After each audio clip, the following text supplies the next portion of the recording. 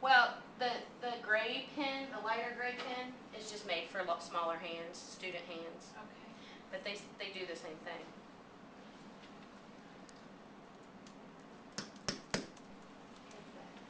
So who do I send that to? Us. Love a ticket. So, the only thing you need to do is put the pen over the flame, it turns blue, and this shows up. Do you have to do this every time or once you... You do not have to do this every time. If you have a stationary computer that just blinded me, that stays hooked up most of the time, then that's all, I mean, you don't have to do it every time at all. The projector will move, just general air movement will move the projector. The board will move a little bit. You know, kids are in here jumping around, stuff moves around. So if you notice it not calibrated, just go calibrate it. Okay? It's that easy. You should have I have more. 2 sets of pins. Yeah, there should be 2 sets of pins per board. They were ordered that way just for that reason. They break, kids take them, it just happens. Say that. You know? Things happen. So you have an extra set. Just a second. When we put these installs in, our recommendation is that extra set be held in the media center. Okay? That the media center is the keeper of the extra set of pins so they don't get lost. You cannot use these boards unless you have a pin. Okay? And they're not specific to a projector or a board, they're universal? They're universal within the board. These pins won't work on a smart board. No. Smart board pins won't work on the Promethean board. Okay. You guys have all Promethean, right? You're 100% Promethean? Not 100%. There are still some smart boards around. Okay. So, the cool part is, if you create stuff in Smart, it will import into Active. Okay? I'm not 100% sure if it will go the other way. They say it will. I've never done it. Okay? I don't know Smart as well as I know Active. Okay? So just know that. Okay? Are you the media center specialist?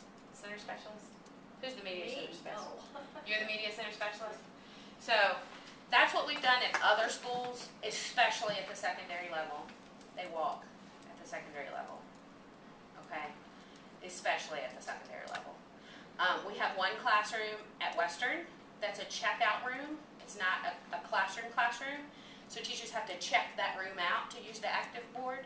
And so when they check that room out, they go to the media center, they get the key for the room, and they get the pins for the room. Okay? You guys work it out logistically in your school. What was your question, honey? Just go back and tell us how to calibrate. Oh, sure. No problem at all.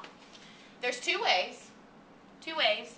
You can go here to the Promethean dude and select calibrate, or you just hover over the flame. It turns blue and this sheet comes up. And you just click on the surface. You click on the crosshairs.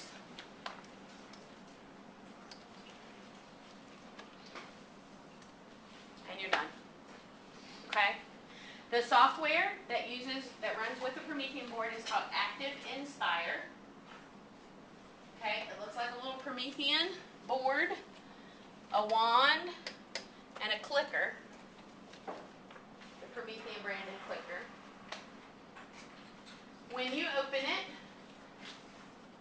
and we'll talk about where you get it from and how you download it and all that good stuff in a little bit.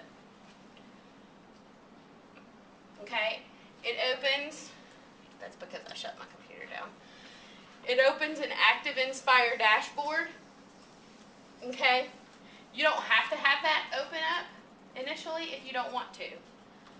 All right, this just gives you shortcuts to different things. There is a spot that I want to show you under Configure. You can launch this using a primary look and feel. It looks a lot like KidPix. Pre-K, K and 1 probably would like it, but you don't have to use it. It's just a different view.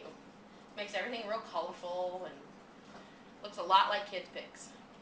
It makes the toolbar go on the bottom instead of up on the side.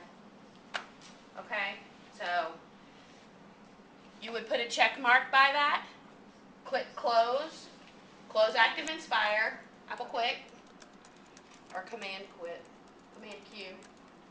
The Apple key's gone on the new computers.